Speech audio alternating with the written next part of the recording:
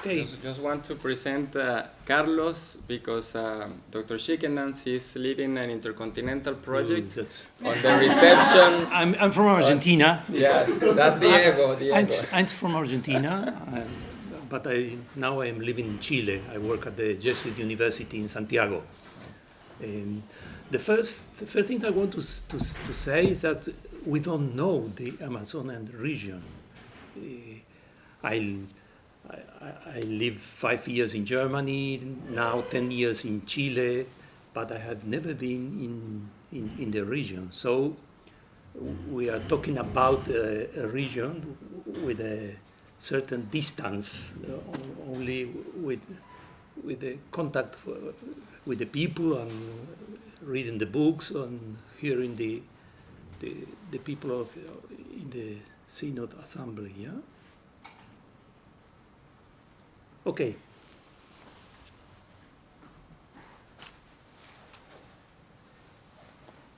So we're going to see these 8 points that you are seeing here. First, an overview of the Amazon region to get an idea where and which countries and dioceses, how many. The Synod as an event happening, not only as a gathering or meeting. The synodal process, then we're going to see the index of the final document to see a little bit where it goes to. And then the method, which is very important, and is the synodal key, the listening. And then to integral conversion is the proposal of cultural, synodal, all the conversions. Then the topic of the participation of women, that has been a lot of going on the discussions about it, and the Pope said something the day after the Synod. And then the topic of the viri probati, the marry men to become priest. So this is going to be more than a lecture, a conversation. Yes. So at the end, please bring all the questions beyond this that you may want to talk about. Perhaps we don't have time to talk with the whole program. It's not important. We can send you the PowerPoint before, after. We want to share with you not only particular points of the document, of the final document, but the important key to understand the whole celebration of the Synod, of the Amazonian Synod. That's why the first 4 points as event, process, the index, and the method inclusive. Yes. Okay.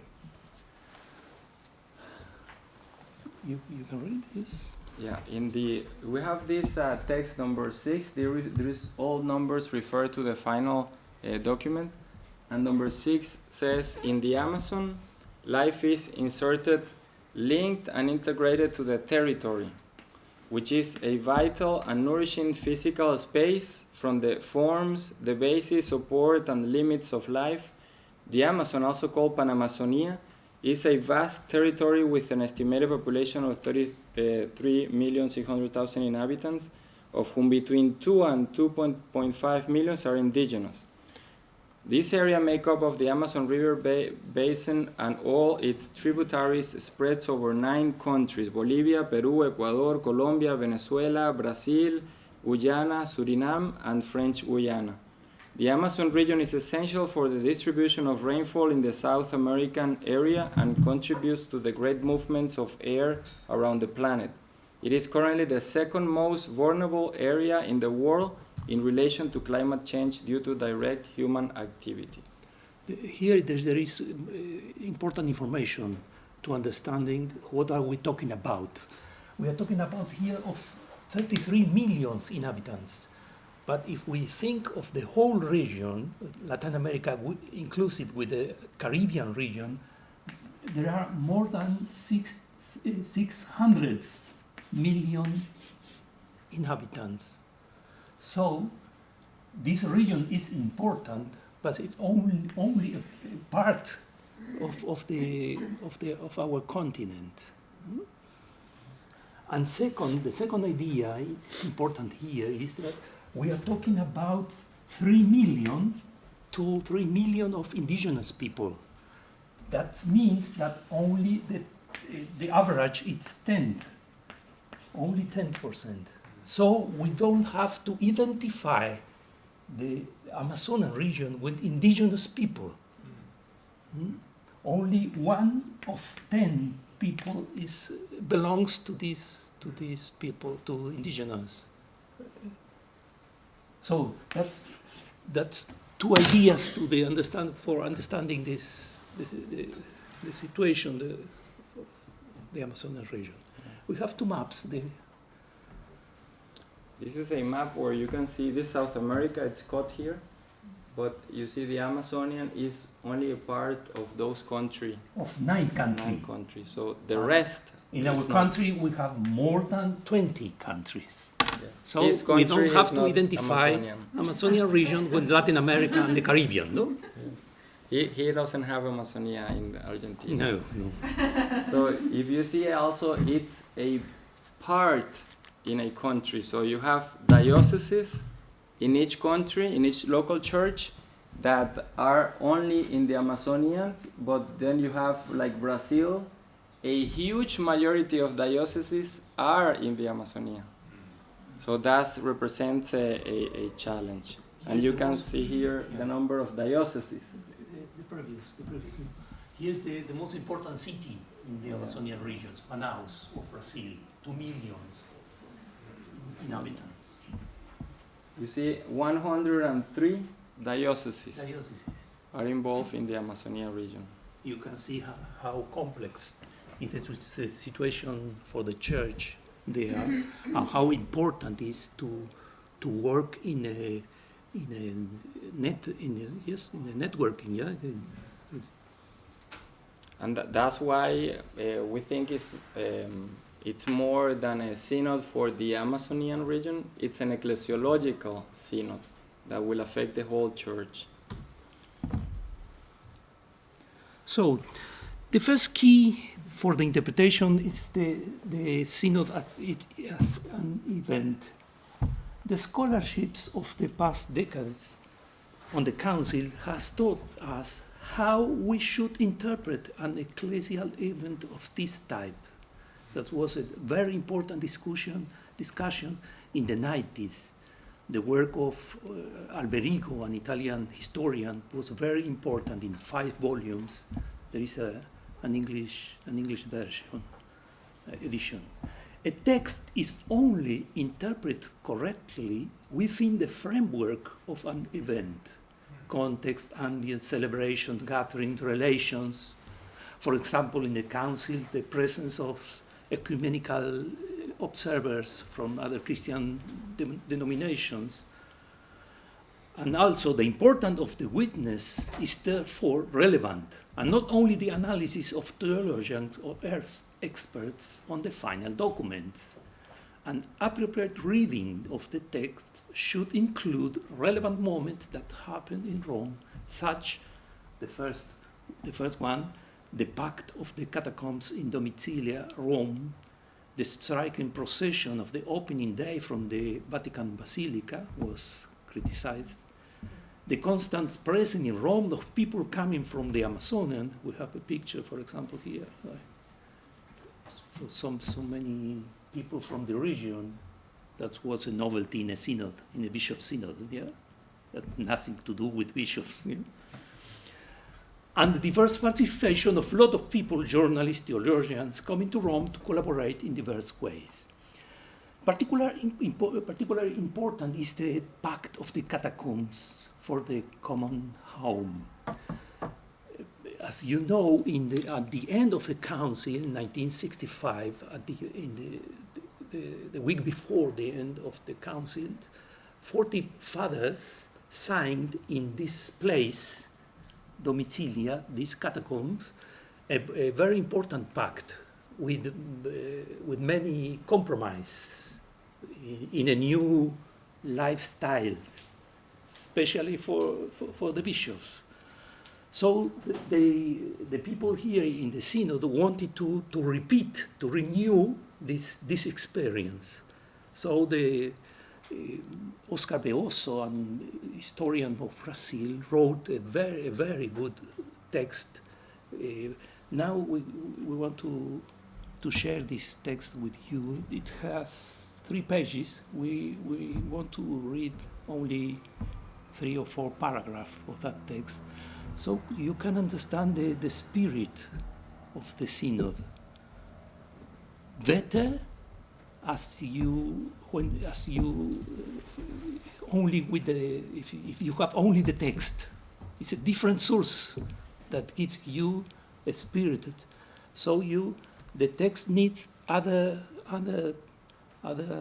ingredients to be well understood.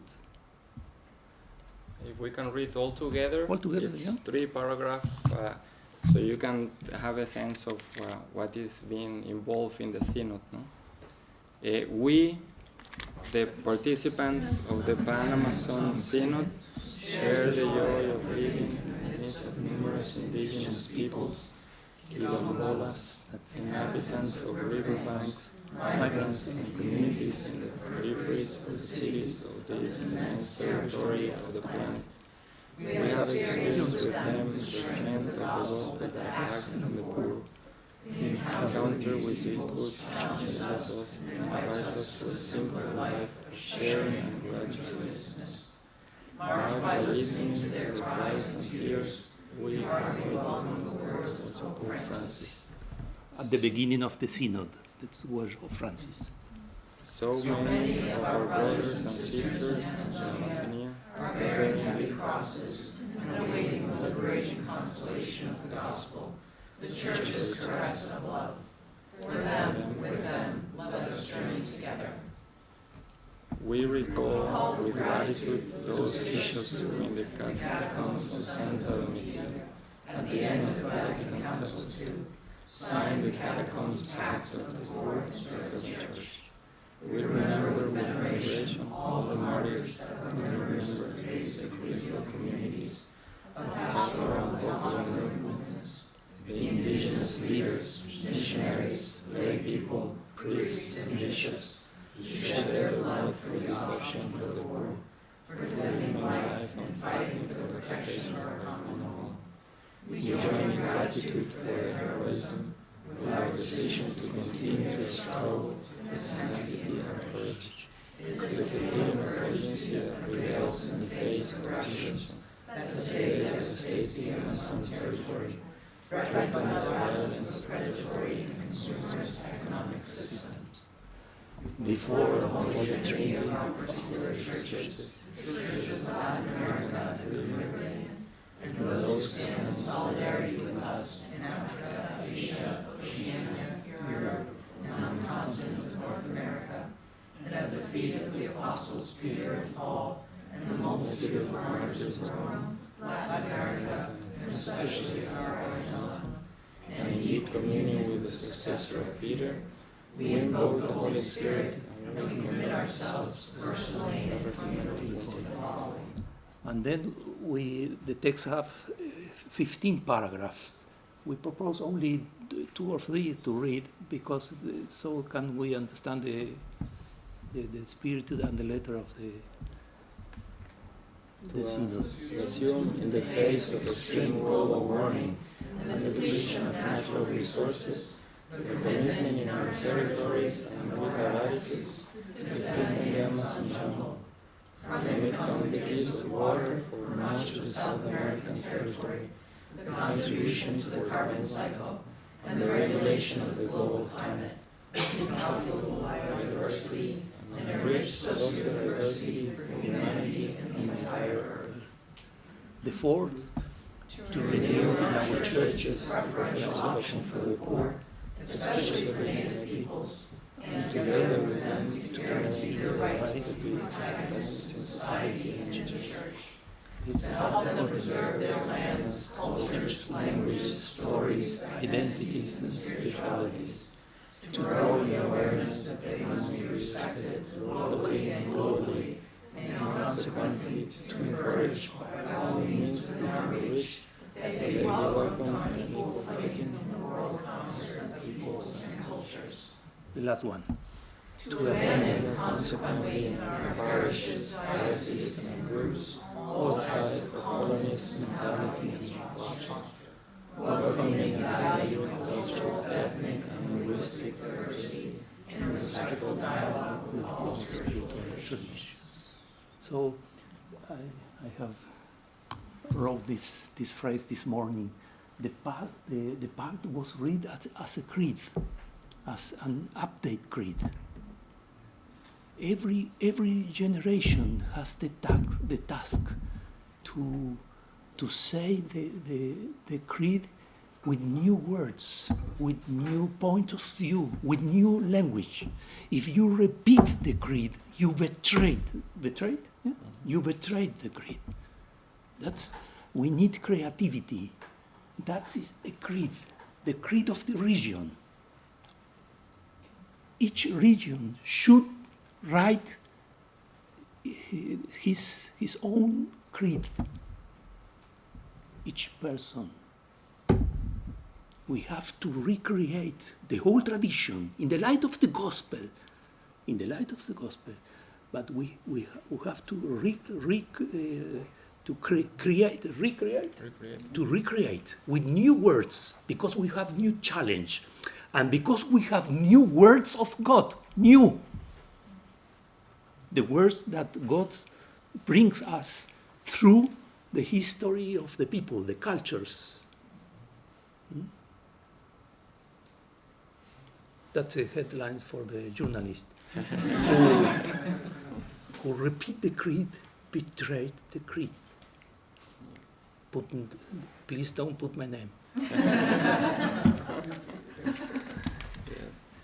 That's why the Synod has centered the media all around the texts or issues, but not around what is at the stake, all around the Synod.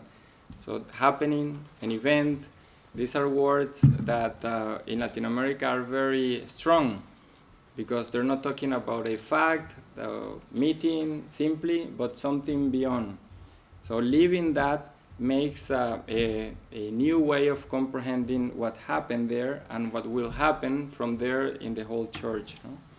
So a second point is the synodal process. And this is a word that, as you know, Francis loves to use, processes.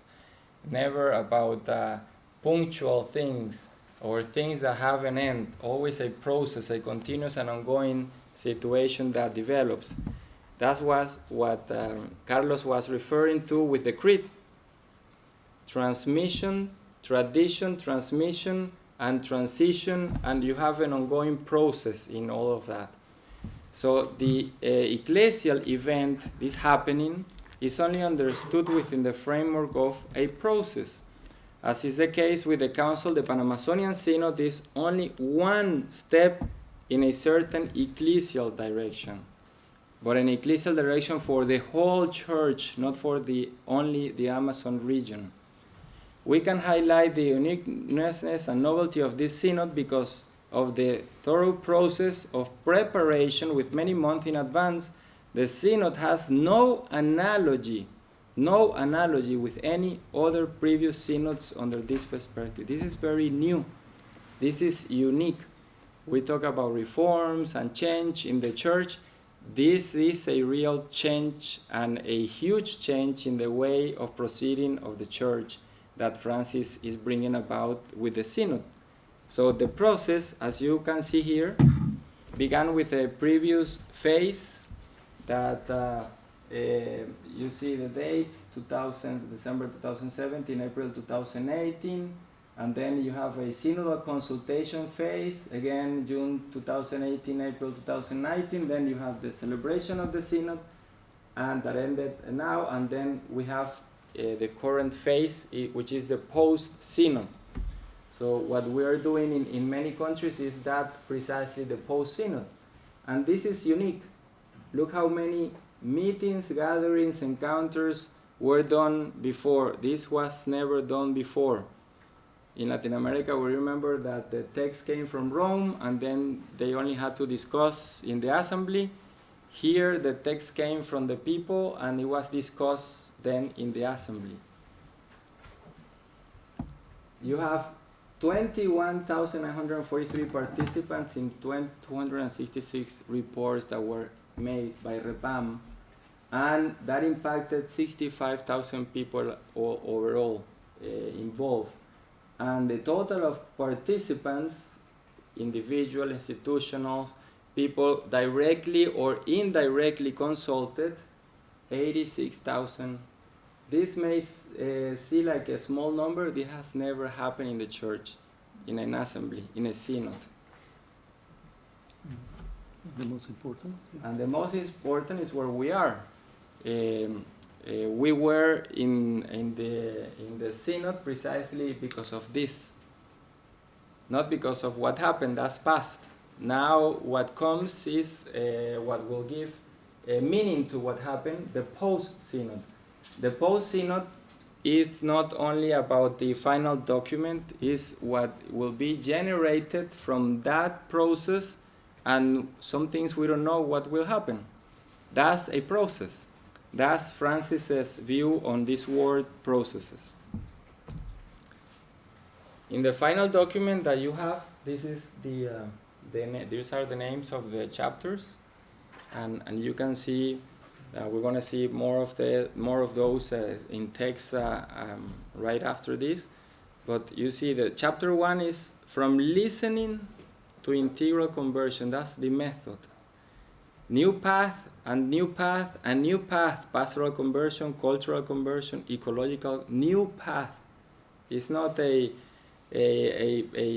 refreshing way of seeing things. It's a new way of proceeding in the church that involve all these conversions. Yes. You can see how important the word conversion is. Yeah?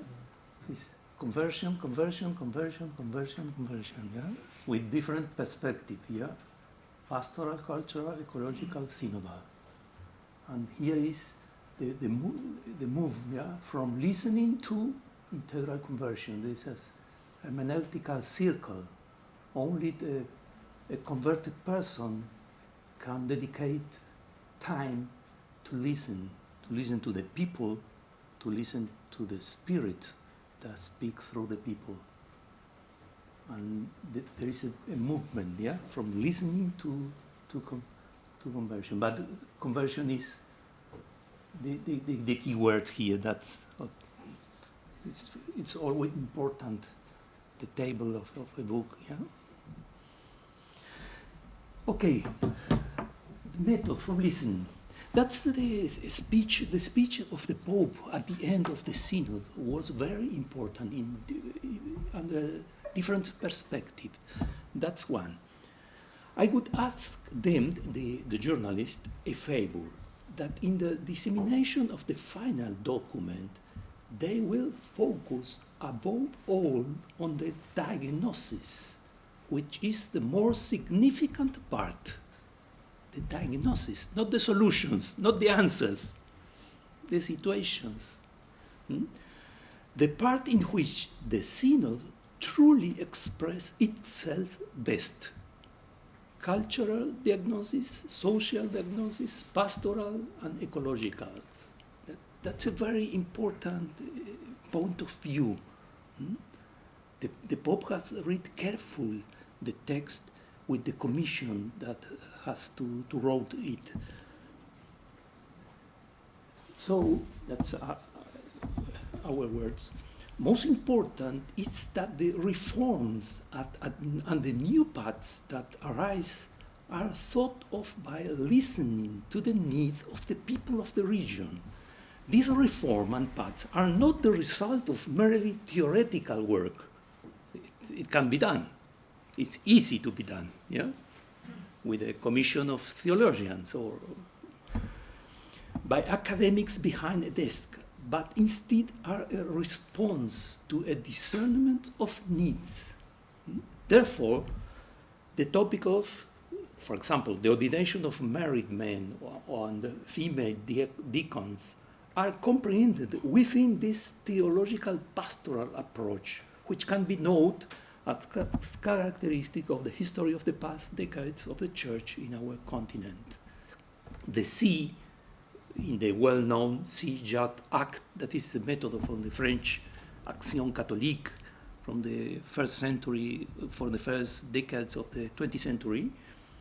An instrument used since Medellin, the Conference of Medellin in 1968, is also a key part of the interpretation of this synodal process.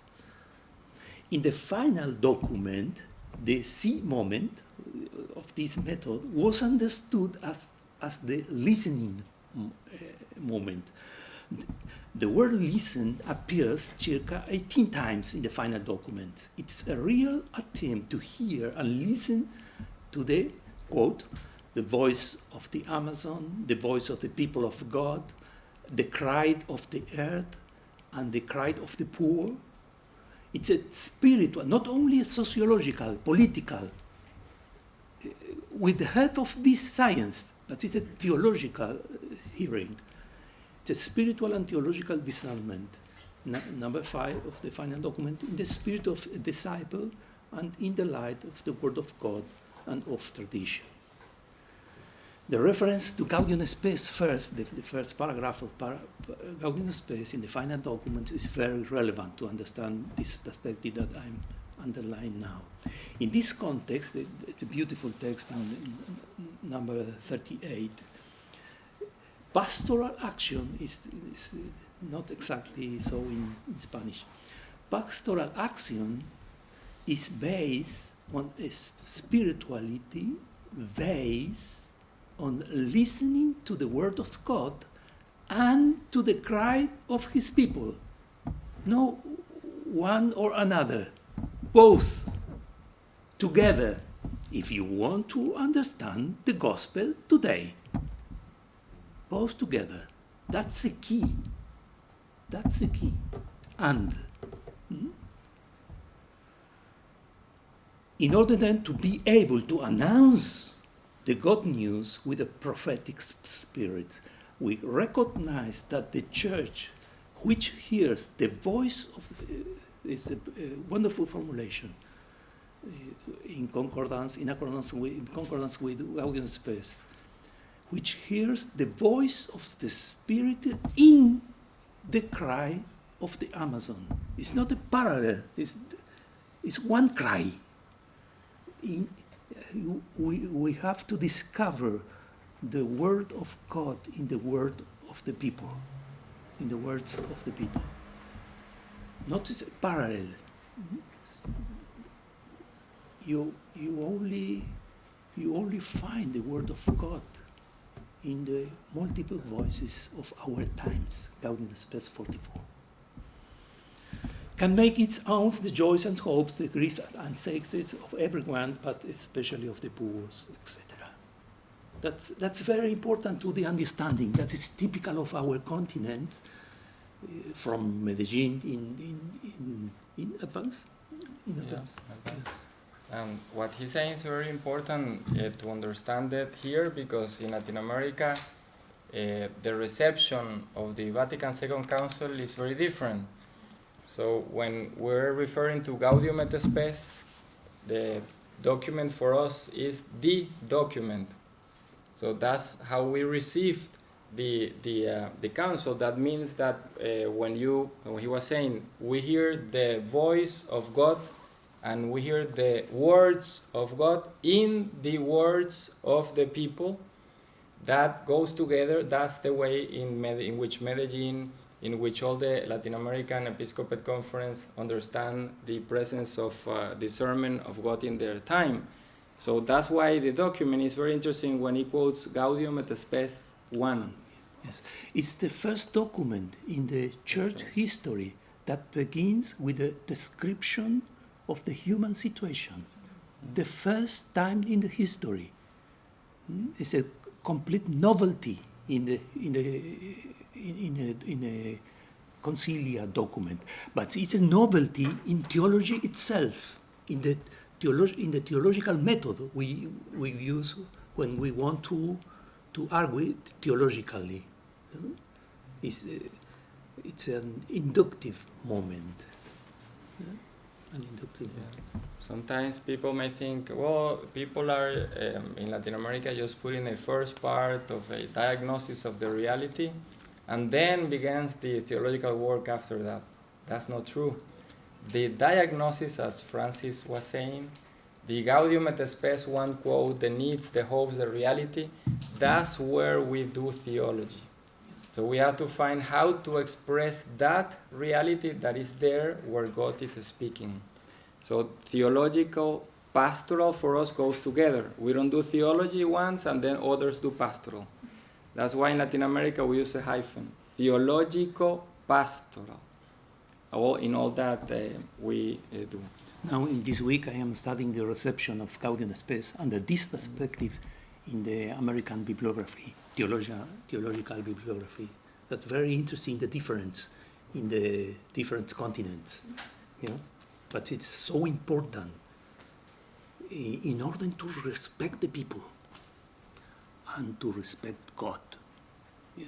It's a very different point of view to judge the history and the word conversion that at the beginning you saw in the table of index is a synonym in Francis for reform.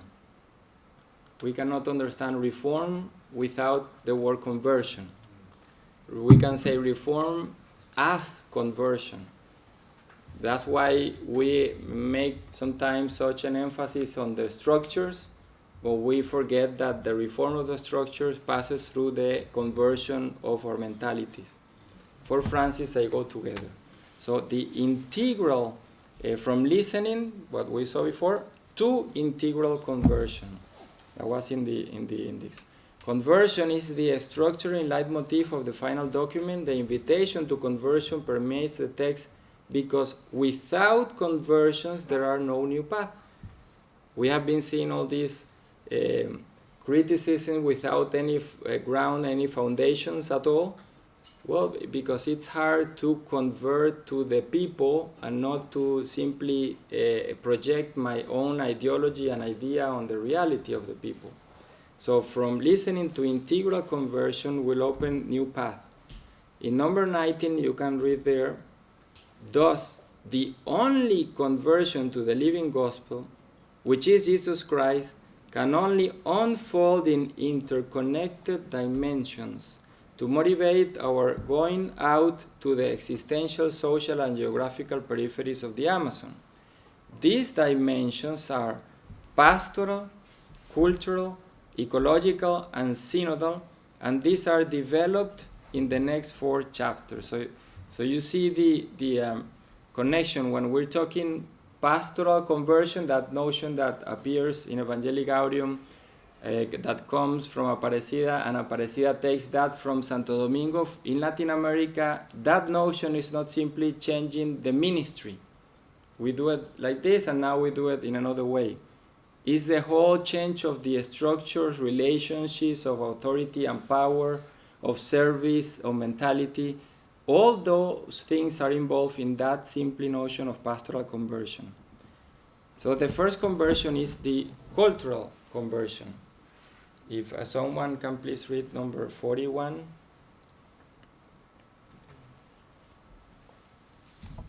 With good glasses. It must also be cultural, to become the other, to learn from the other, to be present, to respect and recognize its values, to live and practice enculturation and interculturality in our proclamation of the good news.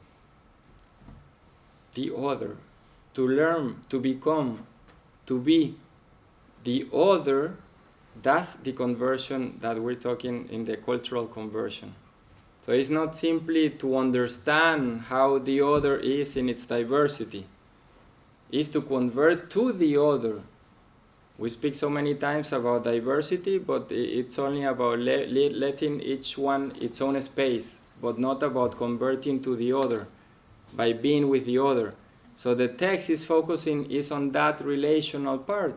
So it's in the number 15, complemented, saying the proclamation of Christ often took place under the sway of the powers that exploited the resources and oppressed the local population. In the present moment, the church has the historical opportunity to distance itself from the new colonizing powers by listening to the Amazonian peoples and transparently exercising its prophetic activity. It's the first time in a document of a universal magisterium that appears the word decolonization. This is very strong. Yes, it is.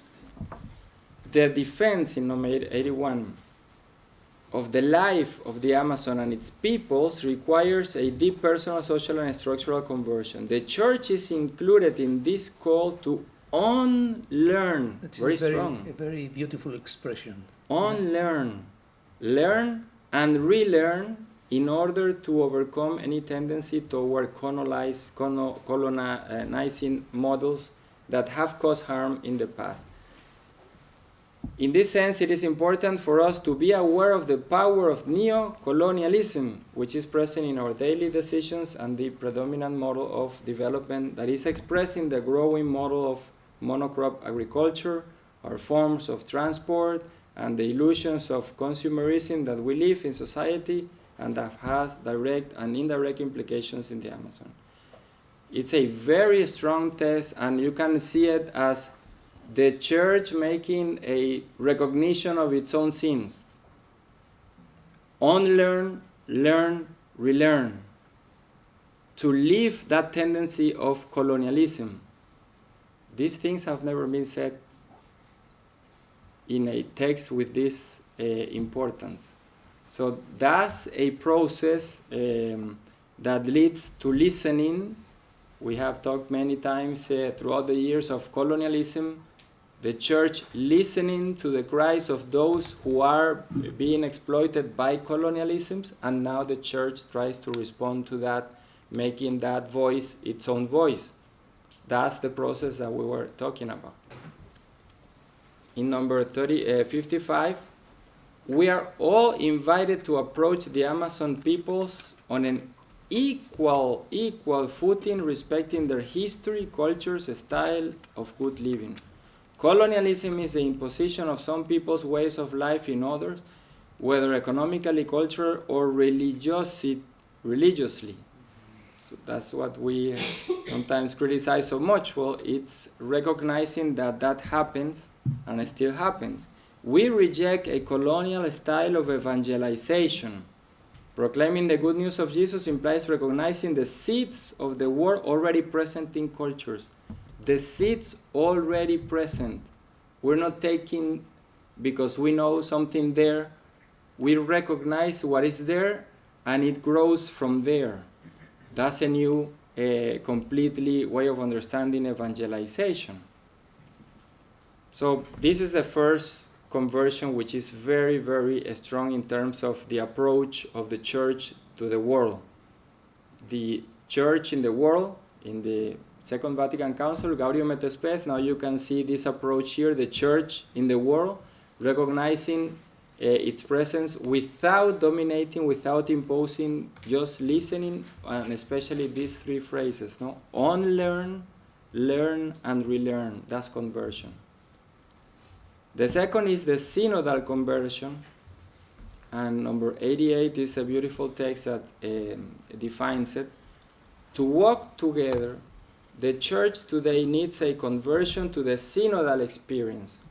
It needs to strengthen a culture of dialogue, reciprocal listening, spiritual discernment, consensus, and communion in order to find areas and ways of joint decision-making and respond to pastoral challenges. In this way, co-responsibility in the life of the church will be fostered in a spirit of service. We need to go forward to make proposals and take on responsibilities to overcome clericalism and arbitrary impositions. Synodality is a constitutive dimension of the church. We cannot be church without recognizing a real practice of the sensus fidei of all the people of God.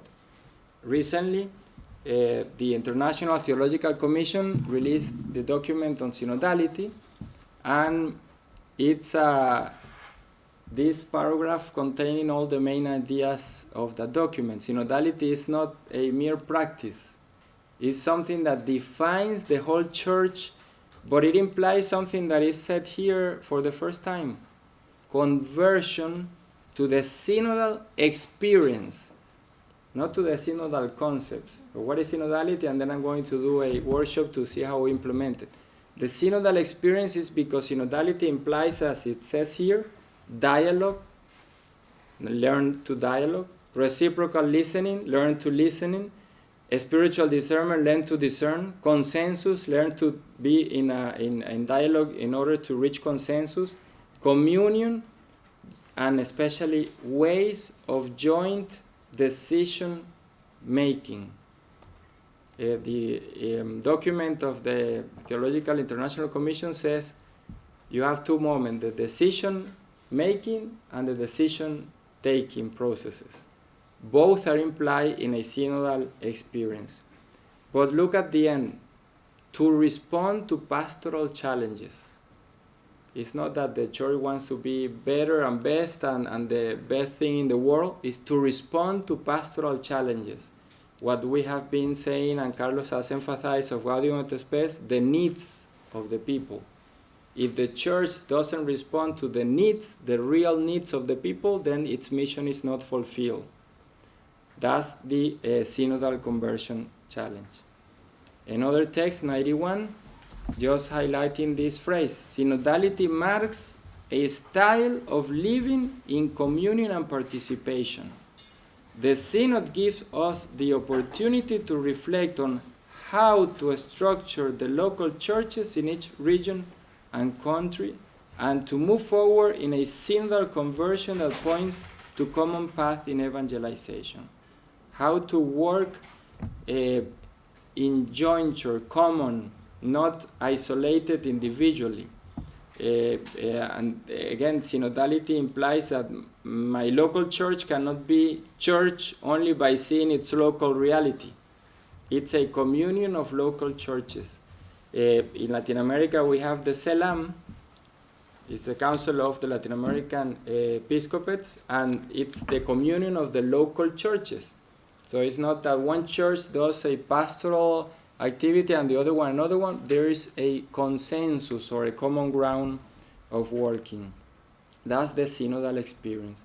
And the last text, 92, a church with an Amazonian faith needs its communities to be infused with a synodal spirit supported by organizational structures of this dynamic as authentic organisms of communion at various levels, diocesan, regional, national, universal.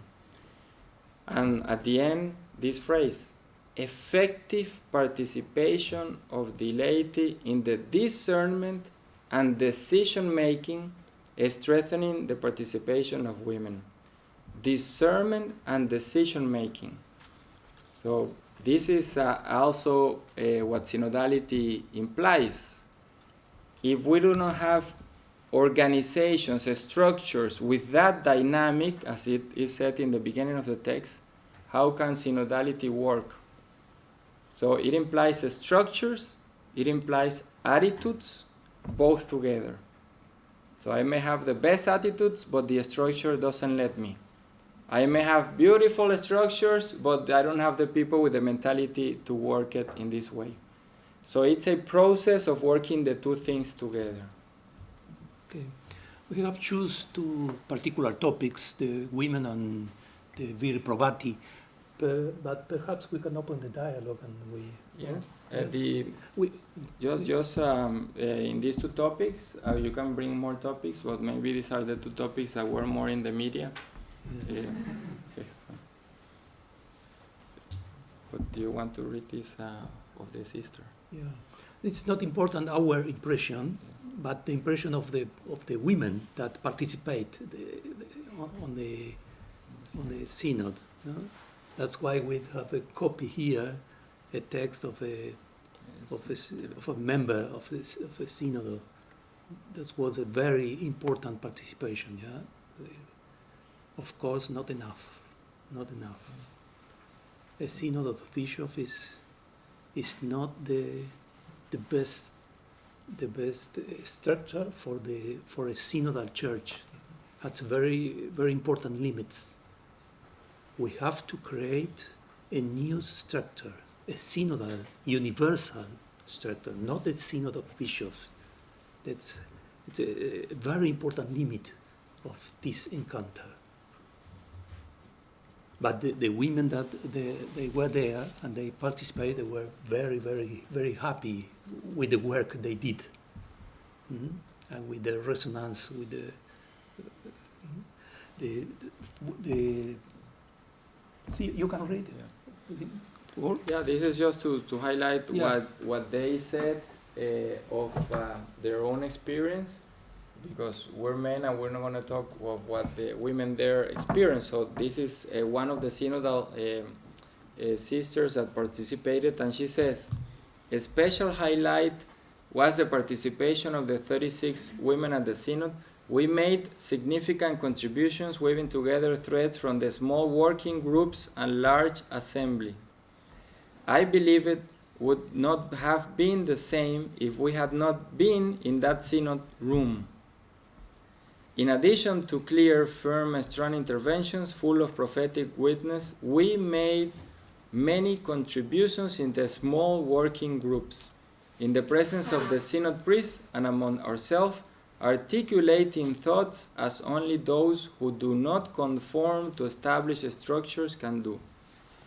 We women made great strides.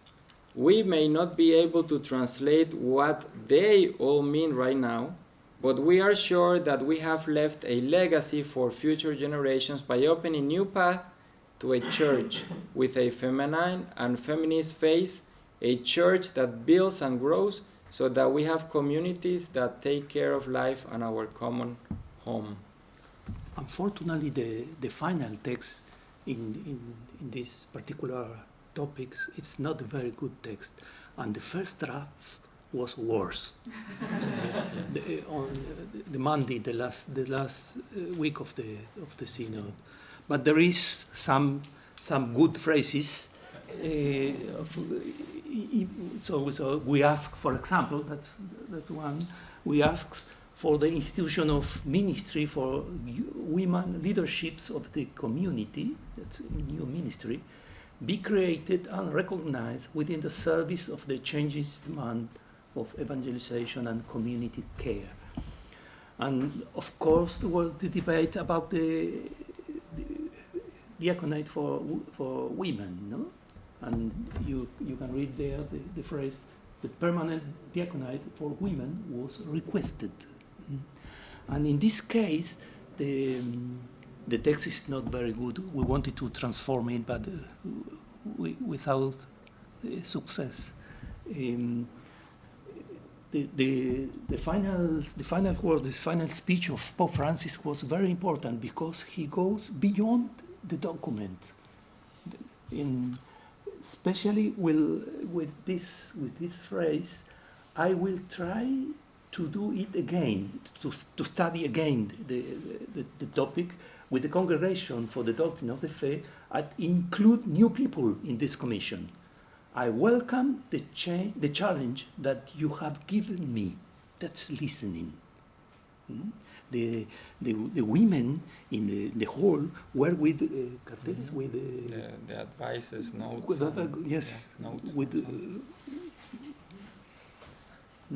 I welcome the challenge that you have given me, and that they might be heard. I accept the challenge, and it was an applause. Yeah. Some things emerge which should be reformed. The church must always reform. If you see the Pope says more than the text itself. No? During the synod, the Pope at one point said to the whole assembly that he was delus, is the word? Like disappointed. Disappointed, like that. He said it. I'm disappointed of all of you. With the work, of the work of all of them, of the bishops. I'm expecting more creativity. So imagine, no? A pope, and now he's saying this precisely after the synod. He's going forward. I'm thinking that he want to go so far as the consensus allowed him. That's very important. That is something new for a pope. Hmm? I cannot decide every point of our pastoral theological problem. We should come together, and I have this disposition to go so far. It's correct, yeah. So far as we discern. That's a very important. The Pope is listening to the people, and many of the members of the Synod tell us that the Pope makes some applause. In some case, yes. In some case, no. That's a novelty. The Pope approves some ideas and others not. It's a participant, a member of the assembly, yeah, a very important member, yeah. The Pope was voting, and he said, "I am here like a synodal father, a synodal father that has never been seen, because normally he cannot do that." And his votes were as a synodal father. So the first time a Pope voted, not as a Pope, but as a synodal father. And like Carlos was saying, applauding, that means some bishops in an old mentality would say, if he applauds, I say yes. If he doesn't, I say no. Well, that's part of the change of the style of being Pope now. And the last thing is the Viri Probati, which I just want to start to say that this is not something that is new. It's already there in the canon law, and it's already there in the authorities of the local churches. What the Synod is doing is bringing this topic in the face of the reality of the pastoral needs of the people. Yeah. It's not creating the Viri Probati. And the focus is not on the ministry. That's a second point, important, but second point. Or is it celibate or married? That's second point. The first point is the importance of the Eucharistic celebration for a community. We need this gathering every Sunday in memory of the Lord, to build a Christian community. That's the focus. That's the point. And the ministries are in service of this goal.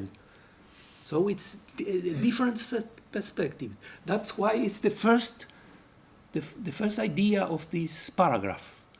Many of the ecclesial community of etc. Okay. Do we maybe want to open it up for discussion? Yes, now. If people have questions, because I know yes, please. we carry some people's time. Does anyone have questions? So when I was thinking of the map from earlier that showed the diocese. Are there like certain regions? So on that sort of last concern about the Viri Probati, are there certain like regions that have that difficulty? Is it because some of those dioceses, it looks like some of them are so large, so much larger, more rural? Yeah, in Venezuela, I'm from Venezuela, as you know. I do have, not the Argentinas, but I was in the Amazon region. And sometimes you have to go, the Salesians have a region there, and they have to travel sometimes 20 hours in a small boat, because it's small rivers, to get to a community.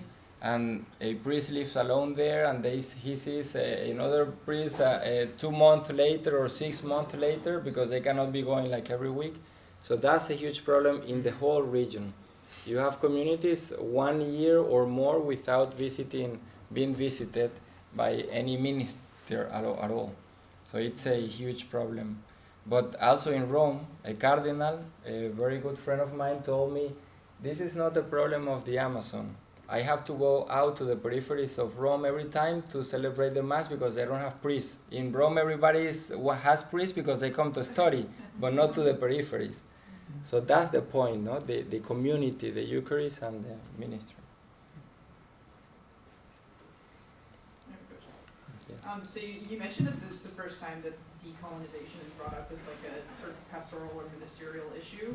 What is I'd love to get like both of your senses on what it would look like though to decolonize this region, given that like the history of the Catholic Church is almost inherently the colonizers, right? So like Catholicism is not originated in the Amazonian region, and so how do you like reconcile that, and what is your sense that actual decolonization will take place? It's not easy in You Spanish. We can all YouTube the Congolese Yes, right right. in St. Peter this week. Yes, something. That's decolonization, not because of the right, but where it was celebrated for the first time in St. Peter. In Rome, That's a so- pope of the council. That's a world church. So in the Synod, there is the intention of doing the Amazonian rite. And now the new structure at Zeeland that will be created will be in charge of that. That's a way of decolonizing. I mean, taking into account the own ways of expressing the people there.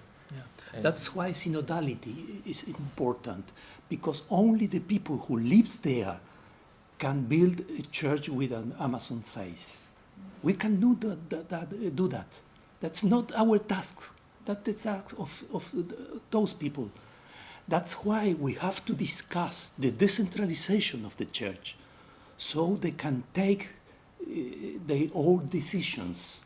That's what we have to discuss with Rome, with Rome, to a better decentralization of the church, so the people in the different regions can take more and more important decisions. So can we have an inculturated evangelization, or a church with Amazonian face? That was a phrase repeat again and again on the synod. And that's why synodality, that the person, the whole community, not the priest the whole community, a lived community. Yes. Which I think is another way of colonization, right? I mean, the church trying to centralize, and the church avoiding this decentralization is another example of course. resistance to Of course. eliminate colonization. Right? Yeah. You were there. Do you perceive? We are fighting against Rome since many years. Yeah. That's why, for example, topics are not theoretical. For example, the Episcopal Conference of the principle of subsidiarity. That's not theoretical discussion. That's had to do with the problems with colonizations. And until now, Rome is exporting a cultural model of Christianity. That is happening now, and we have to correct them. That's why it's important that we have this text, but we have to construct a new way of being church. And not only Rome. Yeah. And not only Rome. In every local church. Here, we want to impose to the Hispanic or the Afro-Americans or the Asians also. So we're acting as Rome, the same thing. So that's colonization, what you were referring to.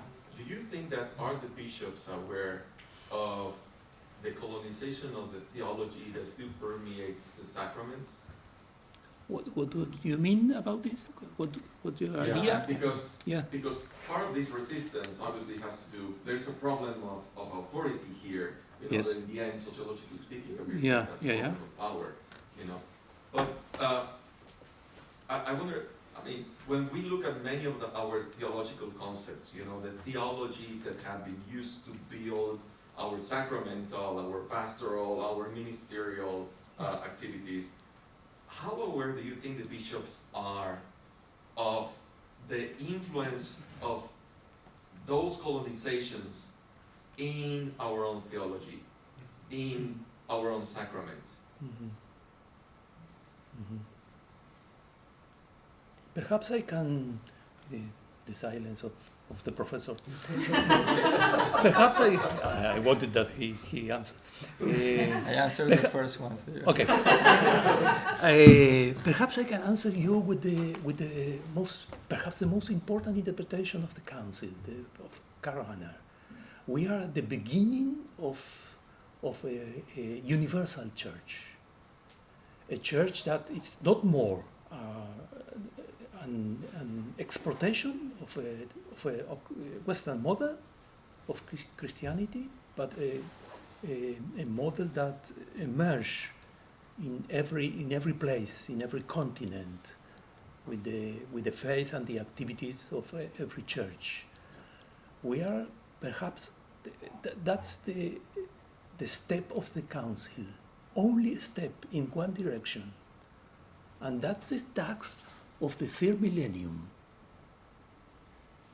Because the path of the direction of the second millennium was the centralization. We are beginning a new way, a new path. To understand the church, we have to understand the big picture, not only our biography that's short. We need the big picture, and we are in this movement. I think the church will give a great example of this decolonization mentality when they take off the title Roman from our name. Yeah. What are the progress in the synodal understanding in this synod with respect to the last synod, growth and family synod? Yeah, for example, in the process process leads to new things. I say that Francis, because doesn't want to impose, he's not going to write something saying now the little brothers of Jesus, like in the first synod, that he realized can't participate. He just let a brother of Jesus be there that could not be there. In the second synod, lay people that could not be there also, and now you see much and more people, and people not being sitting there. They had the minutes to talk and to make influence and to work with the groups. So all these things are not in a book written, but they have been implemented little by little throughout the different synods because of a process, because the Pope believes in that process. It would be different if it just has a new, like a reglamento, or a new code of acting in the synod, and that's it. But it's the two things always for him, at least for him. There is something that has to be regulated, and there is something that has to be led throughout the process to come. Because if not, you're not listening. You're reading a text and putting the text into practice. So that's the listening part. Every text has to have the listening, the movement of the process. That's new here. Yeah. For the preparation of the synod, it was the REPAM, a network of that, an organization that depends of the CELAM, or Bogota. And there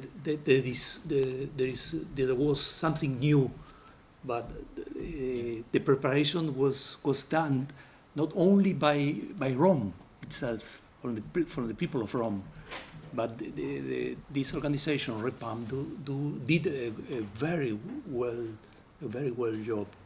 And when you take seriously this first step, listening, you go in a different way, in a different path. The method decides. Tell me which is your method.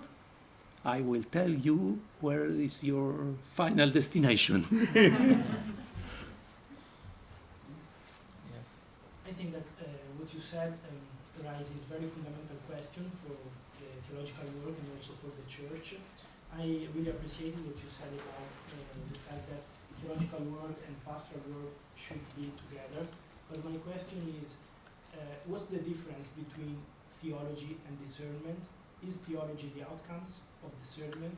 Or, for example, is discernment the method of theology? What is the difference?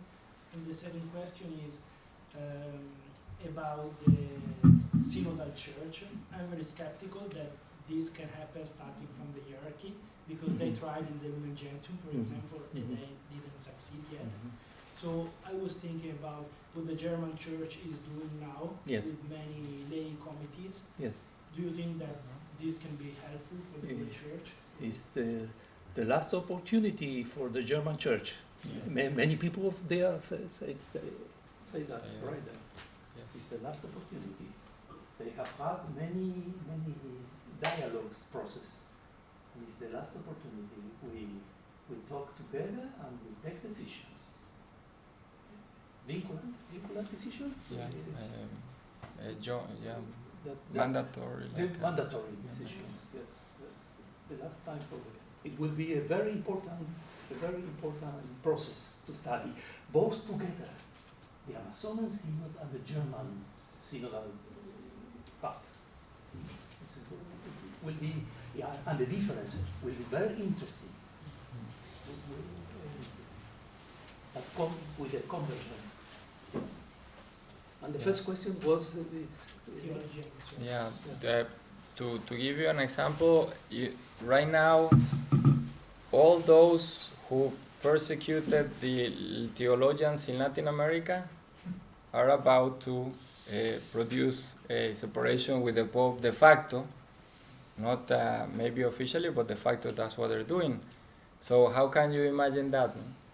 Those who defended the papacy in a way that has never been seen, and now those same people are the one attacking those who were attacked, but those who were attacked before never separated from the Pope. You don't find one liberation theologian, not even one, that attempted to do a rupture with the Pope publicly. So that's theological pastoral together.